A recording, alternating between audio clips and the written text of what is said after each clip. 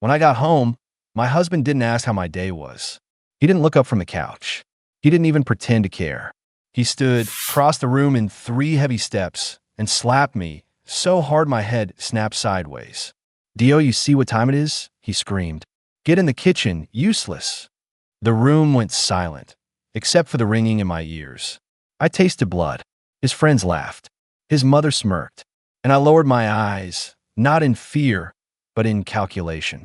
Because the dinner I served them that night, it didn't just change the evening. It shattered their lives. And by the time they realized what I'd done, they were already hysterical. The clock on the wall read 7:43 p.m. That was my crime. 7 minutes late. Not because I'd been careless, but because my manager had begged me to stay and finish inventory. Because I needed the overtime. Because every extra dollar mattered when your husband controlled the bank account and reminded you daily that you were nothing without him. The front door barely clicked shut before the slap landed. My vision blurred. I stumbled sideways, gripping the wall to keep from falling. My husband's name was Caleb. 6 feet tall, broad-shouldered, loud, respected, at least outside this house. Inside, he was king, and I was furniture. "Look at you," he sneered, towering over me. "Strolling in whenever you feel like it." I kept my head down. "I'm sorry," I said quietly. "Work ran late." That was the wrong answer. His hand clenched into my hair, yanking my head back so hard my neck screamed. "You don't talk back," he growled. "You explain." Laughter erupted behind him. His friends. 3 men sprawled across our living room like they owned it. Beer bottles on the table, boots on the couch, crumbs ground into the rug I vacuumed every morning. One of them, Ryan, grinned. "Man, she still doesn't learn, does she?" Another chuckled. "She ever learn?" Caleb shoved me toward the kitchen. "Get moving. My friends are hungry." I staggered forward. My cheek burned. My hand shook. My heart pounded so hard it felt like it might crack my ribs. In the kitchen, his mother sat at the table. Darlene. Perfect hair. Perfect posture. Perfect cruelty. She sipped her tea and looked me over like spoiled food. "Honestly," she said, clicking her tongue, "if you were any slower, you'd be going backward." I murmured, "Good evening." She ignored me. Caleb followed me in and slapped the counter. "I want something good tonight. Not that bland trash you usually make." Ryan leaned against the doorway. "Yeah, sweetheart. Put some love into it." Love. I bit the inside of my cheek until I tasted blood again. The kitchen felt smaller than usual. The walls closed in.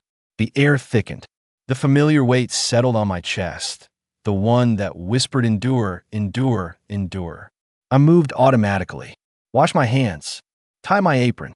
Pulled ingredients from a fridge. Chicken. Potatoes. Spices. Ordinary things. Things I'd cooked 1,000 times. But something was different tonight. Because when Caleb slapped me, when his friends laughed, when his mother smiled like she'd won something, a switch flipped. Not rage. Not panic. Clarity. I realized something terrifyingly simple. They thought I was trapped. They thought I was stupid. They thought I was harmless. And that belief, that was their mistake. Behind me, Caleb cracked open another beer. "Don't mess it up," he said, "or you'll sleep on the floor again." I nodded. Yes. The words sounded small, but inside my head, I was already planning. Because tonight wasn't just dinner. Tonight was an experiment, and I knew exactly what to serve. I chopped vegetables slowly, deliberately. The knife's rhythm calmed me. Behind me, conversation flowed freely because they thought I couldn't hear. "Seriously, man," Ryan said, "you've got her trained." Caleb laughed. "Didn't take much. Just consistency." Darlene sipped her tea. "I told you from the start, break her confidence early. A woman who believes she's lucky to be chosen will tolerate anything." My grip tightened on the knife. They didn't whisper. They didn't need to. To them, I wasn't a person. I was background noise. I added seasoning. Measured. Precise. A pinch more than usual. Not enough to be obvious. Enough to matter. I turned on the oven. The sound filled the room. Caleb glanced at the clock. "You've got 20 minutes. "Yes," I replied. My voice didn't shake. That surprised me. Inside the cabinet above the fridge was a small jar, unlabeled, tucked behind spices I never used. Something my grandmother taught me about years ago when she lived on a farm and said, Some things aren't poison, but the body doesn't forgive them. I hadn't touched it in years. I reached up. My fingers closed around the jar. My pulse steadied. No panic, no fear, just resolve, because what I was about to serve wouldn't kill them. No, that would be too easy. This would be worse. I worked carefully, thoughtfully, lovingly, because if I was going to cook for the last time in this house, I was going to make it unforgettable. 20 minutes later, I plated the food. Golden chicken, perfectly crisp potatoes, a rich, fragrant sauce. Caleb sniffed the air. "Ah," he said. "Smells good." Ryan whistled. "Look at that. Maybe she's learning."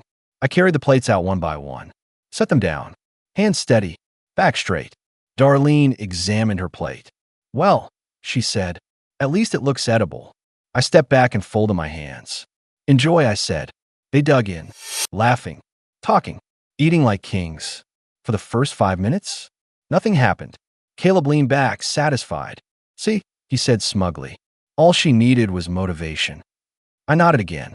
"Yes." Then, Ryan paused mid-chew. Is it hot in here?" Darlene frowned, dabbing her forehead with a napkin. I suddenly feel strange. Caleb shifted in his chair. His face had gone pale. "Why is my heart?" The fork slipped from his fingers, clattered loudly onto the plate. I took a step back, toward the door, and for the first time that night, I smiled. At first, they laughed it off. Caleb wiped his mouth with the back of his hand and scoffed. "Guess I'm not used to real seasoning," he said, forcing a grin. Ryan chuckled weakly, though sweat dotted his forehead. Yes, same. Phew. Spicy. But the laughter sounded wrong. Too loud. Too thin. Like it was holding something fragile together. Darlene set her fork down with shaking fingers. "I don't feel well," she said sharply. "My chest feels tight." Caleb rolled his shoulders. "Relax, Mom. You're always dramatic." But even as he said it, he pressed his palm flat against his sternum. His breathing had changed. Shorter. Faster. I stood near the kitchen doorway, silent, watching, not smiling, not gloating, just observing, because hysteria never arrives all at once. It creeps in. Ryan swallowed hard. "Guys," he said, voice cracking, "I think something's wrong. My hands are tingling." He held them up. They were trembling. Caleb pushed his chair back abruptly, the legs screeching against the floor. "Stop it," he snapped. "You're freaking yourselves out." But when he stood, his knees buckled slightly. He caught the table just in time. Darlene's teacup shattered as it slipped from her grip. "Caleb," she whispered, "I feel dizzy." That word did it. Dizzy. Fear flashed across his face before he could hide it. I took another step back, closer to the hallway, closer to the front door. Caleb turned toward me suddenly. "What did you put in the food?" The room went silent. Ryan stared at me, eyes wide. "Yeah, what did you do?" Darlene's gaze sharpened, suspicious and furious all at once. I tilted my head slightly. "The recipe," I said calmly, "hasn't changed." That was true. Mostly. Caleb staggered toward me. "You think this is funny?" he barked. "You trying to poison us?" His words echoed, but his voice lacked its usual power. It cracked halfway through. I met his eyes. "I serve you dinner," I said evenly. "Like you ordered." Ryan suddenly bent over, gagging. Not vomiting, just retching, panicked, breathless. Oh God, I can't breathe right." Darlene clutched the edge of the table, eyes darting wildly. "Call an ambulance," she demanded. "Now." Caleb fumbled for his phone. His fingers slipped. The device hit the floor. He crouched, struggling to pick it up, frustration bleeding into fear. "Why won't it unlock?" he shouted. Because his hands were shaking too badly. Ryan slid down into a chair, gasping. "My heart's racing. I think I'm having a heart attack." That was the word. Heart attack. Panic exploded. Darlene screamed. Caleb finally managed to dial, holding the phone to his ear with both hands. "Hello. Hello. My family. Something's wrong. We need help." He glared at me while he spoke, accusation burning in his eyes. "She did something," he hissed into the phone. "My wife. I think she—" I didn't wait to hear more. I moved, quietly, swiftly, down the hallway, toward the bedroom. My hand shook for the first time, not from fear but urgency. I grabbed my bag from the closet. My ID, my documents. The envelope I'd hidden weeks ago when I first started planning an exit, I prayed I'd never need. Behind me, chaos erupted. Ryan screamed. Darlene sobbed. Caleb shouted orders that no one followed. Sit down. Breathe. Stop panicking. But panic doesn't listen. It feeds. It multiplies. I heard the dispatcher's muffled voice through the phone speaker. I heard Caleb yelling our address. I heard him shout, "Stay awake. Don't fall asleep." I stepped into the living room. No one noticed. They were too busy watching their own bodies betray them. I paused at the front door. For just a second, Caleb looked up. Our eyes met. In that moment, something shifted. Not fear, recognition. He finally understood. Not what I'd done, but what I'd become. You, he rasped, pointing weakly. You planned this. I didn't answer. I opened the door. Cool night air rushed in, washing over my skin like freedom. Behind me, sirens wailed in the distance. Darlene sobbed uncontrollably now, words tumbling over each other. I can't die. I can't. This isn't fair. Ryan curled into himself, rocking. Caleb staggered forward, voice breaking. Don't leave, he said. Not angrily, not cruelly, begging. I turned back one last time. I didn't poison you, I said quietly. He froze. I didn't want you dead. That was the truth. What I wanted, I continued, was for you to feel, just once, what it's like when your body stops obeying you. His lips trembled. When you realize you're not in control. I stepped outside and pulled the door shut behind me. The sirens grew louder. Neighbors' porch lights flicked on. Someone shouted a question. I didn't answer. I walked. Down the driveway. Down the street. Away from the house where my voice never existed. Behind me, hysteria reigned. Inside, they would be fine. Eventually. But they would never forget the night the balance shifted. The night the useless woman they dismissed walked away. I didn't run. That surprised me. I walked, steady, measured, past the neighbor's house, past the flickering streetlight, past the life I'd learned to survive instead of live. Sirens screamed behind me. Red and blue lights painted the night sky like an ending. Or a beginning. My phone buzzed in my pocket. I ignored it. It buzzed again. And again. I kept walking. Because if I answered, even once, I might turn around. And I couldn't afford that. At the end of the block, I sat on a cold bus stop bench and finally let myself breathe. My hands trembled now. Not from fear. From the aftershock. What had I done? Not legally. Not morally. Emotionally. I had crossed a line. Not into violence, but into power. And power comes with weight. My phone buzzed again. I looked. Caleb, 12 missed calls. Darlene, 6 missed calls. Unknown number. I turned the phone face down. The sirens stopped abruptly. They'd arrived. Ambulance. Police. Questions. I wasn't there to answer them. A woman sat at the far end of the bench, smoking quietly. She looked at me once, then away. After a moment, she said, "Rough night?" I nodded. She didn't press. Sometimes, strangers know better than to dig. A bus hissed to a stop. I stood, stepped on, paid cash. The driver didn't look at me twice. I took a seat by the window. As the bus pulled away, my phone rang again. This time, I answered. "Hello." Caleb's voice cracked through the speaker. They took us to the hospital. I said nothing. The doctors say it was some kind of reaction, he continued. They're running tests. Still nothing. You didn't do anything illegal, he said quickly. They said so. I watched streetlights blur past. I know, I replied. There was a pause. Then, quieter. You scare my mother. I laughed. Just once. Sharp. Uncontrolled. She scared me for 3 years, I said. Every single day. Silence. Then, you left, he said. Yes. You can't just leave. I already did. His breath hitched. You embarrass me. There it was. Not concern. Not remorse. Image. I leaned my head against the cool glass. You slapped me in front of your friends, I said softly. You dragged me by the hair. You told me I was useless. Another pause. You made me afraid in my own home. His voice lowered. That's marriage. My stomach twisted. No, I said. That's ownership. He scoffed. You think you're better than us now? I smiled faintly. I think I'm free. He exhaled sharply. You don't know what you've done. Oh, I replied. I do. People are asking questions, he warned. About you. Let them. You think this is over? I looked out the window at a city I barely recognized. I said, this is the first time it's begun. I ended the call. The bus rattled onward.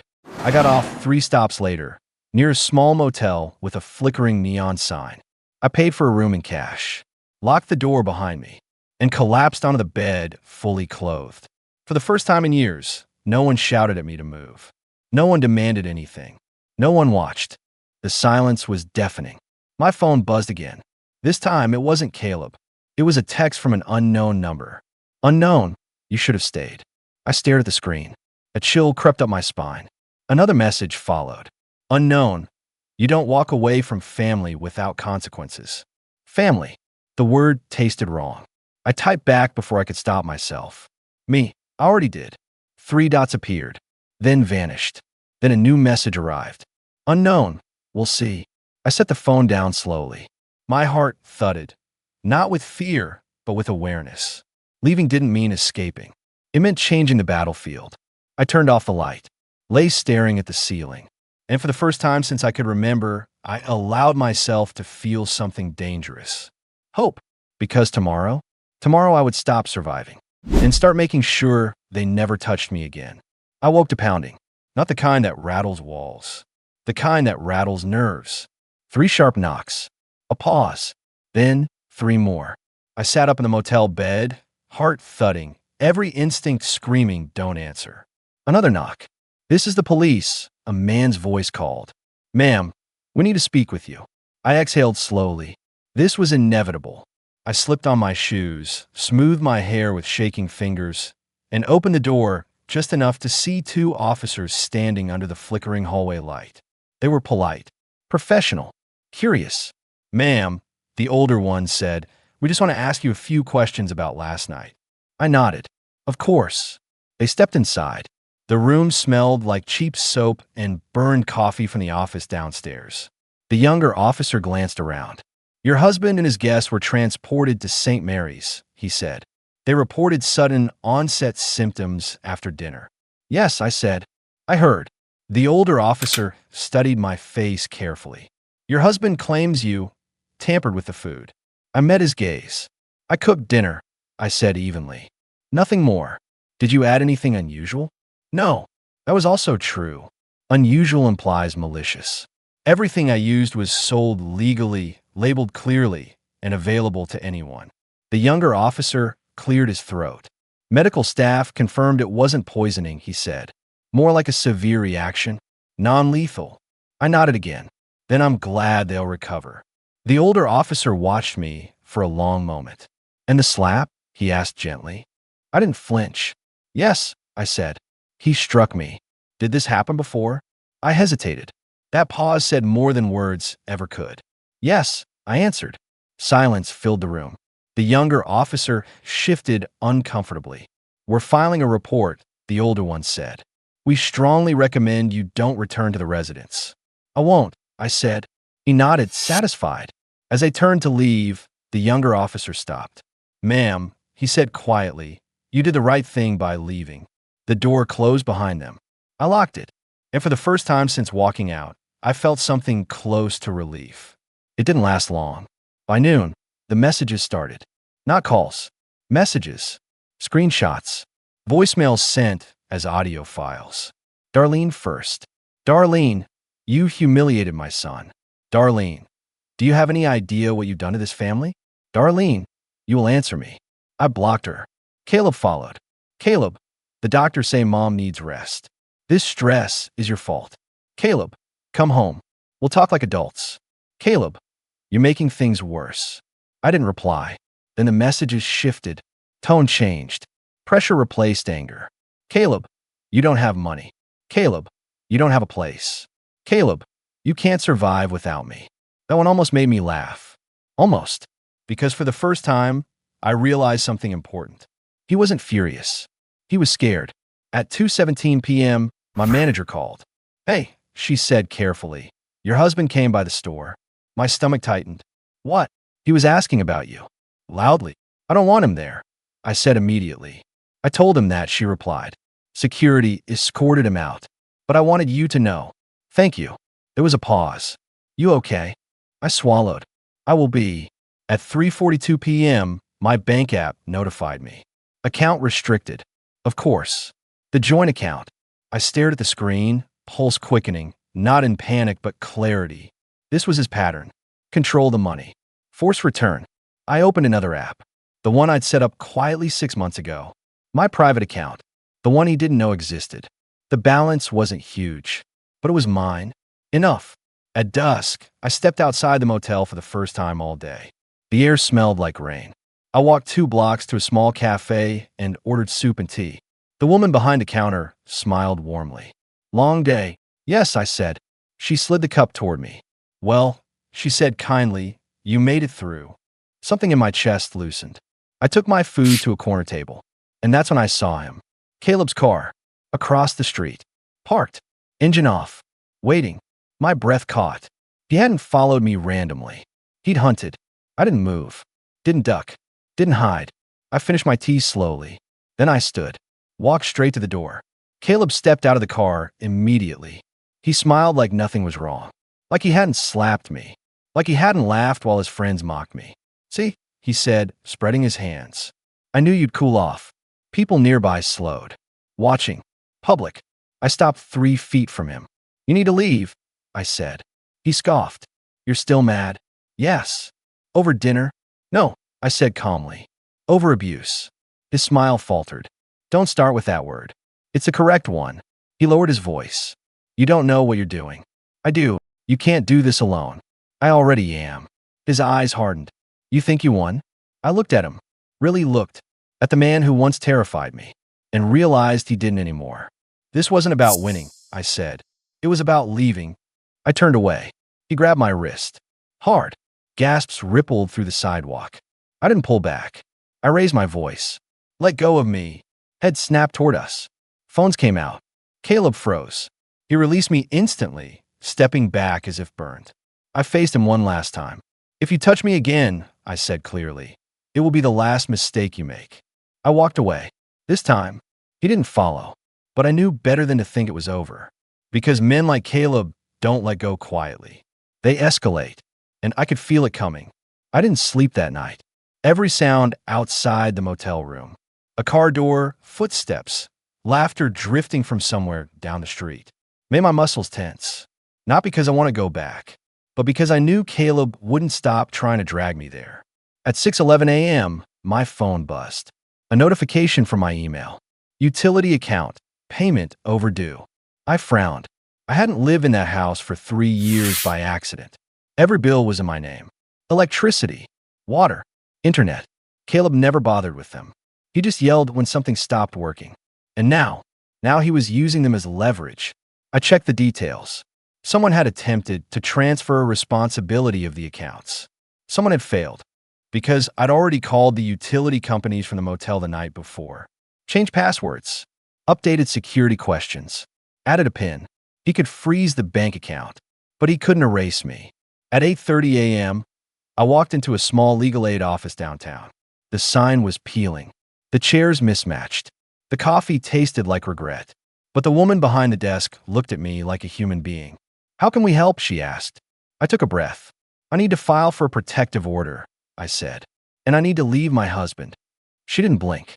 She slid a clipboard toward me. Start here. Filling out the form felt surreal. Dates. Descriptions.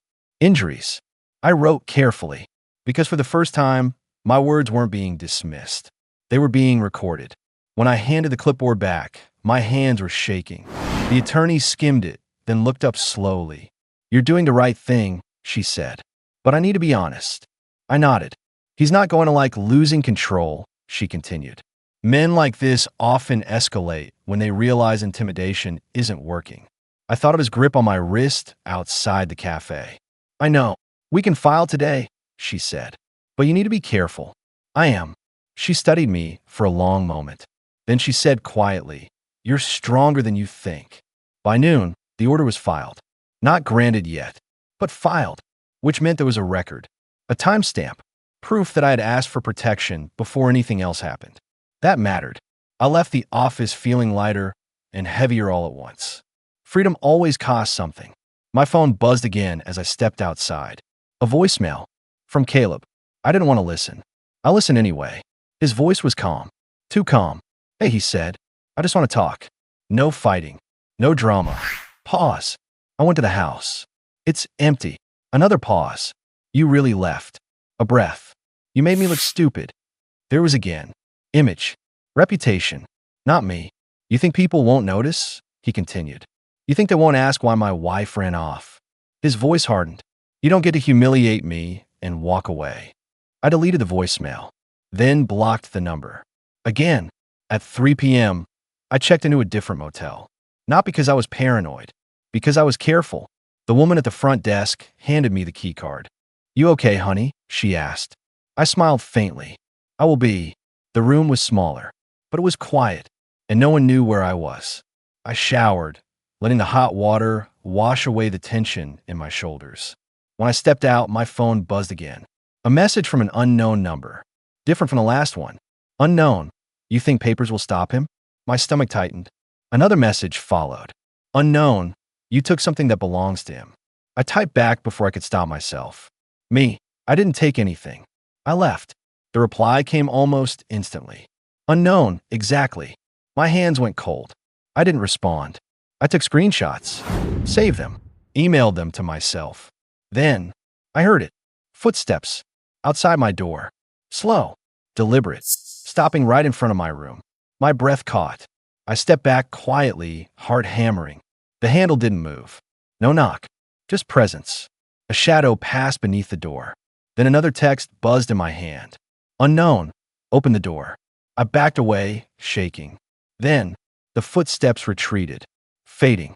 I waited a full minute. 2. 3. Nothing.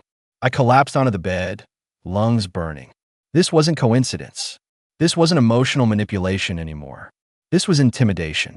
And it confirmed what the attorney said. Caleb wasn't letting go. He was tightening his grip. But here's what he didn't understand. Fear had stopped working on me. Because once you've walked out with nothing, there's nothing left to take. I wiped my face, picked up my phone, and dialed the number the attorney had given me. Emergency contact. She answered immediately. I think he's escalating, I said. And I think he sent someone to scare me. Her voice sharpened. Did you see him? No, but I have messages. Good, she said. Save everything. And listen carefully. I held my breath. You're not going back, she continued. You're moving forward, which means next comes the part where he makes a mistake. I closed my eyes. And when he does, I asked. Her answer was calm. Then we make sure everyone sees it. I stared at the door, at the quiet hallway beyond it. And for the first time since leaving, I wasn't afraid of what he might do. I was waiting, because men like Caleb always slip when they panic. And when he did, I would be ready. The next morning, my name was everywhere. Not on the news. Not yet, but in whispers. At work, my manager pulled me aside before my shift even started. Your husband called again, she said, eyes worried. He told us you were having mental health issues. I felt the blood drain from my face. What did he say exactly? She hesitated. That you were unstable. That you'd had a breakdown. That you were dangerous. There it was. The next move. Character assassination. I nodded slowly. Did you believe him? She looked me straight in the eye. No, she said. But HR wants documentation. Just in case. Of course they do. She lowered her voice. I told them I'd personally seen the bruises on your arm last month. And that he came in here yelling. Something warm pressed behind my eyes. Thank you, I said. She squeezed my hand. Be careful. By noon, the call started again. Not from Caleb. From his people. Aunt Linda. A cousin I'd met twice. An old family friend. All saying the same thing in different ways. Caleb's worried about you. He's just confused. Marriage is hard. You shouldn't air private issues. Private. Like bruises. Like slaps. Like fear. I didn't argue. I didn't defend myself. I documented. Screenshots. Voicemails. Dates. Times. Because this wasn't about convincing them. It was about building a pattern. At 2:04 p.m., I got the message I'd been waiting for. Not threatening. Not angry. Inviting. Caleb, let's talk. In person. Somewhere public. I stared at the screen. Public meant witnesses. Witnesses meant restraint. This wasn't reconciliation. This was strategy. I typed back carefully. Me, only with a third party present. Three dots appeared, then stopped, then appeared again. Caleb, you're really doing this. Me, yes. A minute passed. Then, Caleb, fine. Tomorrow. Noon. Briar Cafe. I knew the place. Busy. Open seating. Lots of phones. I forwarded the message to my attorney. Her reply came fast. Go. I'll prep paperwork. And do not go alone. I didn't plan to. That night, I barely slept. Not from fear, from anticipation. Because when abusers feel control slipping, they try one last thing. A grand gesture. A performance. A rewrite. And I was about to sit front row. The cafe buzzed with lunchtime chatter when I arrived. I chose a table near the window. Clear sightlines. Easy exit. My attorney sat 2 tables away, pretending to read on her phone. Caleb walked in at exactly noon. He looked different. Hair neatly combed, button-down shirt. Concern etched carefully into his face. He spotted me and smiled like a man relieved. I'm glad you came, he said, sitting down. I didn't smile back. Say what you need to say. His brows knit together. See, he said softly. This right here. You're so cold. I didn't react. He sighed dramatically. I've been worried sick. You disappeared. You scared everyone. I asked for space. You ran, he corrected. I left. He leaned forward. You had an episode. That happens. Stress, hormones, whatever. We can get you help. There it was. I looked him dead in the eye. I'm not sick. He shook his head sadly. This is what I mean. You can't even hear how you sound. A waitress approached. Can I get you anything? Just water, I said. Caleb smiled up at her. Same. Thank you.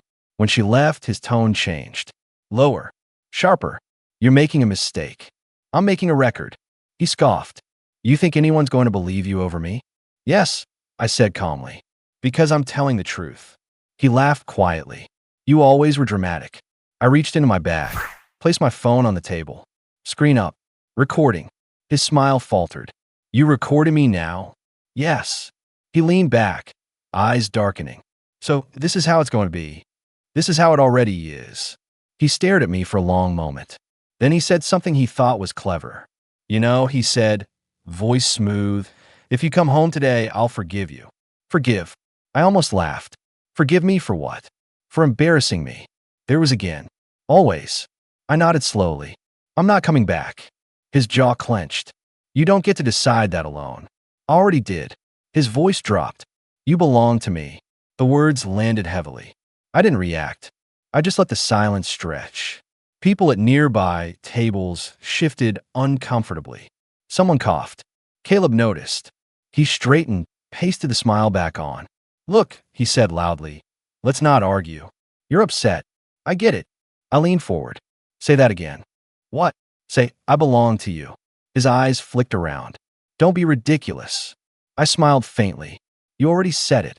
His face flushed. This is over, he snapped, standing up. When you come to your senses, you know where to find me. He turned to leave. I spoke clearly, loudly enough for the tables nearby. Don't contact me again. I've filed for protection. He froze, slowly turned back. You did what? I filed, I repeated, and everything you just said is recorded. A woman at the next table stared openly now. Caleb's expression cracked, just for a second. Then fury bled through. You think this makes you safe? He hissed. Yes. He leaned close, too close. This isn't over. I didn't flinch. It is for me. He stormed out. The cafe buzzed louder after he left. My attorney slid into the seat across from me. You did perfectly, she said quietly. My hand shook now. The delayed reaction. What happens next? I asked. She looked toward the door Caleb had exited through. Now, she said, we wait for him to do something stupid. I exhaled slowly, because deep down I knew he wouldn't disappoint. It took less than 12 hours. That's how long Caleb lasted before proving my attorney right. At 1:36 a.m., my phone buzzed on the nightstand. I didn't reach for it right away. I already knew. Men like Caleb didn't explode immediately. They leaked. Pressure escaped in messages first. I picked up the phone. A photo. The front of my old house. Lights on. Every light. Another buzz. Caleb, you forgot something. Another message followed. A picture of my grandmother's ring on the kitchen counter. The one thing I hadn't taken when I left. My chest tightened, not with longing, but recognition. He wasn't offering peace. He was baiting me. I didn't reply. I forwarded the messages to my attorney. Then I turned the phone face down and forced myself to sleep. By morning, the situation escalated. I arrived at work to find my locker cleaned out. Not by management, by him. My manager looked shaken. He showed up before opening, she said quietly. Said you asked him to grab your things. I didn't, I replied. I know, she said quickly. I told him that. He didn't care. What did he take? She handed me a plastic bag. My apron, my spare shoes, my notebook, and missing, my backup phone, the one I kept hidden, the one with months of notes. My pulse spiked. He took something personal, I said. Did he say anything else? She swallowed. He said you were confused, that you needed supervision. Supervision. Ownership with a softer word. I thanked her, clocked in, and worked my shift with a knot in my stomach. Every time the door opened, I looked up. Every time a customer raised their voice, my body tensed. Not because I was weak, because I was learning. At 5:02 p.m., my attorney called. He contacted me, she said without preamble. I stopped walking. What did he say? He claimed you stole property. He wants you compelled to return home. I laughed, short, incredulous. He locked me out of our joint account. Yes, she said. I reminded him the court won't like that. Silence stretched. Did he threaten you? She asked. Not directly. Indirectly counts. I hesitated. He took my backup phone. Her tone sharpened. That's interference. I know. She exhaled slowly. I'm pushing for the emergency order to be expedited. Thank you. And listen to me carefully, she added. If he shows up again, anywhere, you call the police immediately. I will. After I hung up, I sat in my car for a long moment before driving. The sky was darkening. Storm clouds gathering. Fitting. That night, I stayed with a coworker. She didn't ask questions. She just handed me tea and a blanket and said, "You're safe here." At 11:19 p.m., my phone buzzed again. Different number. Same pattern. Unknown.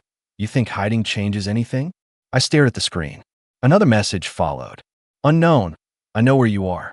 My fingers went numb. I didn't respond. I forwarded the messages. Then, the doorbell rang. Once. Twice. My coworker froze. Are you expecting someone? No. I whispered. The doorbell rang again. Longer this time.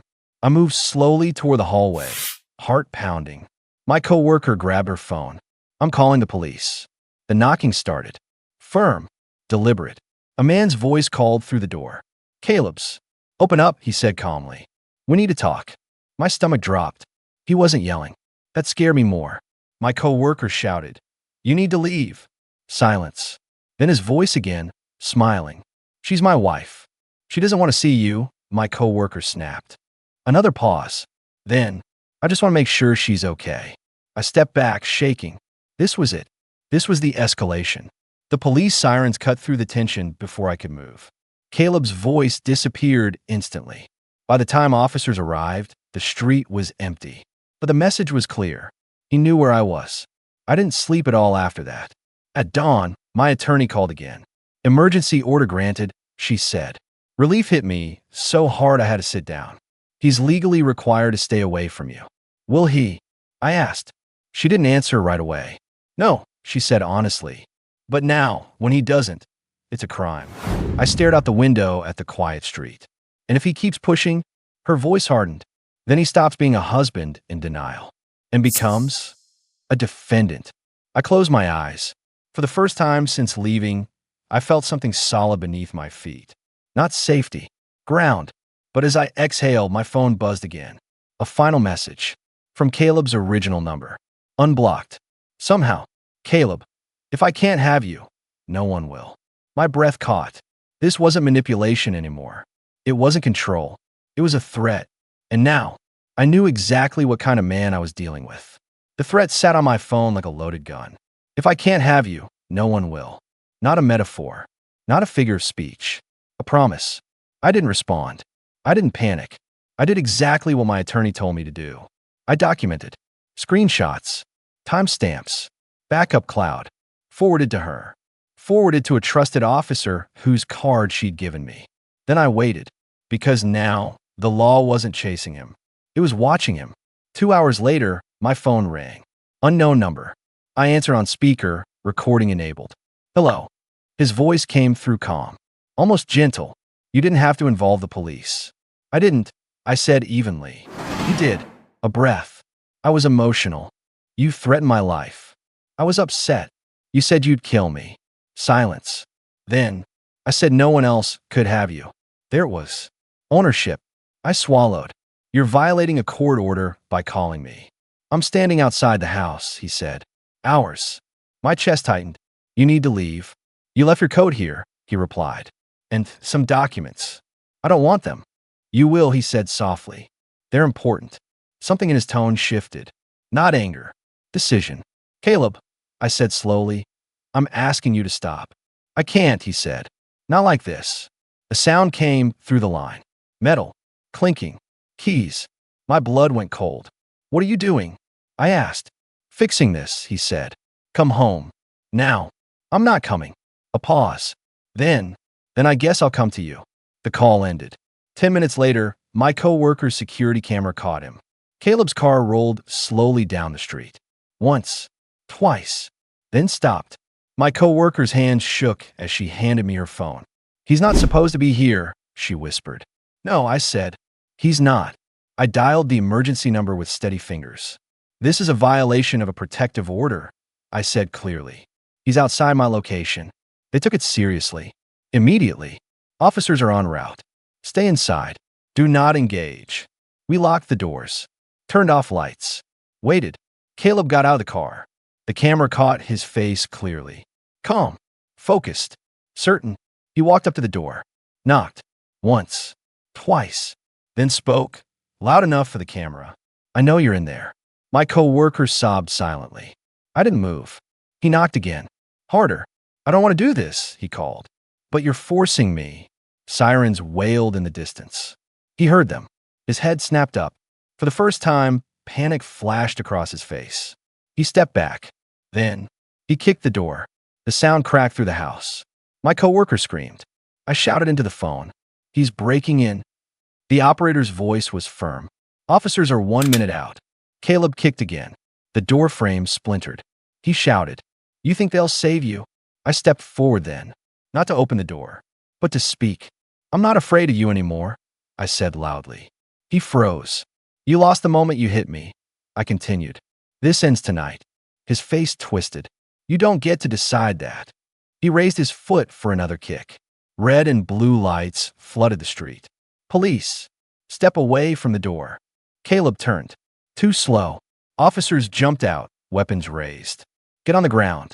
Now. He hesitated. Just a second too long. They tackled him. Hard. Face first onto the pavement. Handcuffs snapped shut. Caleb screamed. Not in pain. In rage. She's mine, he shouted. She's mine.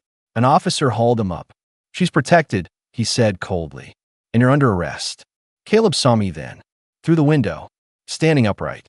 Watching. Not crying. Not begging. Free. Our eyes met. And for the first time, he looked small. At the station, I gave my statement. Every message. Every call. Every incident. The officer nodded grimly. He violated the order multiple times, he said, and attempted forced entry. What happens now? I asked. He didn't hesitate. He's being charged. The word echoed. Charged. Not warned. Not excused. Not forgiven. Charged. I stepped outside the station into the early morning light. The air smelled clean. New. My phone buzzed. A message from my attorney. Attorney, this is the moment everything changes. I looked back at the building, at the place where he was being processed, where his control finally meant nothing. And for the first time, I believed it. But as I turned to leave, the officer stopped me. There's something else, he said carefully. My stomach tightened. What? He held up a phone. Caleb's. We unlocked it. And his expression darkened. He wasn't bluffing. My heart skipped. There are messages, he continued, to someone else. Someone else. About what? I asked. He met my eyes. About making sure you didn't leave alive. The officer didn't rush his words. That told me everything. Someone else? I asked quietly. He nodded. A man named Evan Parker. Friend of your husband. They've known each other a long time. My stomach twisted. Ryan's name had come up before. But Evan was worse. Caleb's echo. Quieter. Smarter. Just as cruel. What were the messages about? I asked. The officer exhaled. They started weeks ago, after you began pulling away. Pulling away. Like I hadn't been trying to survive. He told Evan you were unpredictable, that you were planning to ruin him, that he needed help. Containing the situation. Containing. My hands curled into fists. He asked Evan to watch you, the officer continued. Follow you. Keep tabs. And he paused. And if you try to leave permanently, he said, he wanted Evan to handle it. My breath left me in a rush. Handle it. The officer didn't sugarcoat it. He was discussing violence. I closed my eyes, not because I was surprised, but because I was furious with myself for ever believing he'd change. Is Evan in custody? I asked. Not yet, but we're looking. The words not yet rang in my ears.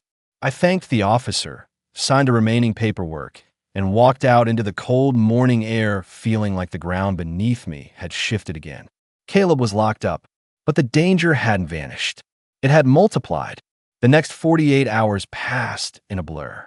I stayed in a safe location arranged through a local advocacy group. Unmarked building. Coded entry. No windows facing the street.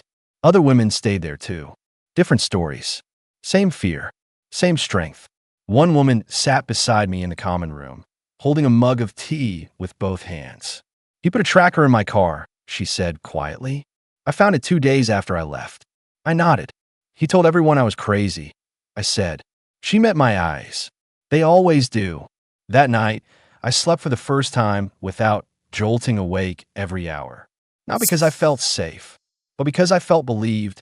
On the third day, my attorney came to see me. She looked tired and determined. They're charging him with aggravated harassment, violation of protective order, and conspiracy, she said. Conspiracy? I repeated. Yes, she said. Because of Evan.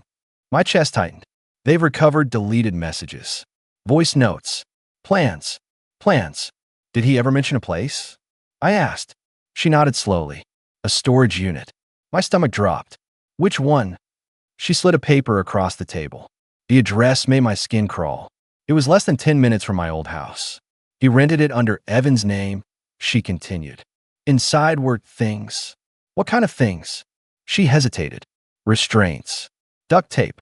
Gloves. A printed schedule of your work shifts. My hands began to shake. So he really? Yes, she said softly. He intended to abduct you. The room felt too small. Too close. I pressed my palms to the table, grounding myself. And Evan? I asked. She leaned in. He showed up at the storage unit this morning. My heart slammed. And they arrested him. Relief hit me so hard I almost cried. He confessed, she added. He said Caleb convinced him you were dangerous, that you were planning to ruin his life. I laughed bitterly. Funny how that sounds familiar. She squeezed my hand. You did everything right. The trial date was set quickly. Caleb didn't look at me when they brought him into the courtroom. He looked smaller than I remembered. Not because he'd changed, but because I had.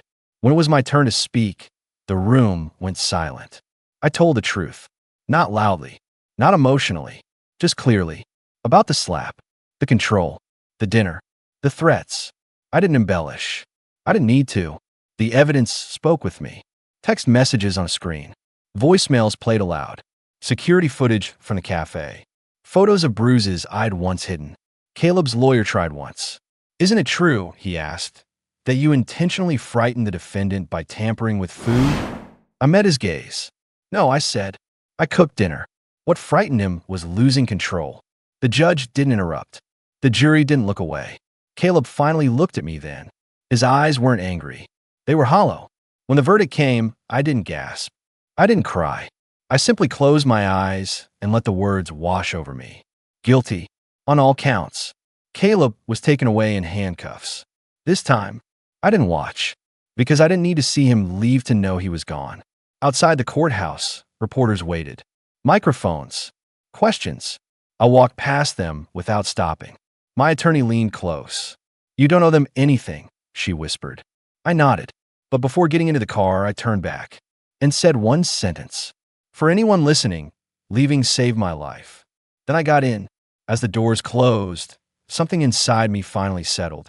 Not relief, not victory, peace.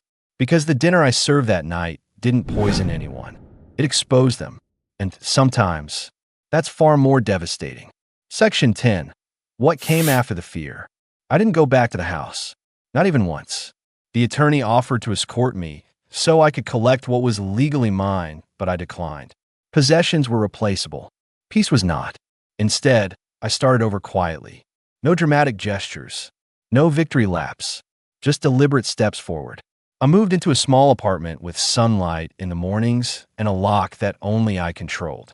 I bought furniture slowly, secondhand, mismatched, imperfect. Every piece felt like a decision I made for myself. The first night there, I cooked dinner. Just for me. No yelling. No audience. No fear. I ate at the counter, barefoot, window open, listening to the city breathe. And I cried. Not because I missed him, but because I finally understood how much of myself I'd been holding back just to survive. Caleb tried once more. From jail. A letter. Handwritten. It arrived, folded neatly, his familiar handwriting crawling across the page like a ghost. I didn't open it. I handed it directly to my attorney. She read it, then shook her head. "He still doesn't get it," she said. "He writes like you owe him forgiveness." I nodded. "That's fine," I said. "I don't owe him anything." She smiled, soft, proud. "You sound different," she said. "I am." The restraining order became permanent. The charges stuck. Evan took a plea deal and disappeared from my life forever, his name reduced to a footnote in a case file. The court ordered counseling for Caleb. Anger management. Behavioral intervention. I hope he went. Not for him, but so no one else would ever have to live the way I did. Months passed. The fear faded in layers, not all at once. Some nights I still woke up tense. Some loud voices still made my shoulders stiffen. But I learned something important in that time. Healing isn't about erasing the past. It's about no longer living inside it. I joined a support group. At first, I barely spoke. Then one night, a woman across the circle said, "He used to say dinner was never good enough." My chest tightened. I looked up. "So did mine," I said. We shared a look, recognition, not pity. And in that moment, I realized how powerful it was to speak without being silenced. On the anniversary of the night I left, I did something symbolic. I cooked the same meal. Chicken, potatoes, sauce. But this time I invited friends. People who laughed easily. People who didn't flinch at raised voices. People who saw me. As we sat around the table, someone said, "This is amazing. You're a great cook." I smiled. "Thank you." No calculation. No fear. Just truth. Sometimes, people ask me if I regret that night. If I regret the fear I caused. If I regret the way everything exploded. I always answer the same way. No. Because what I served that night wasn't revenge. It was a boundary. And boundaries feel violent to people who benefit from you having none. I still carry scars. But I also carry something stronger now. Choice. When I lock my door at night, it's not to keep someone out. It's to remind myself that I decide who gets in. And every time I step into my kitchen, I remember the woman who lowered her eyes, calculated quietly, and walked out into her own life. She saved me, and I will never abandon her again.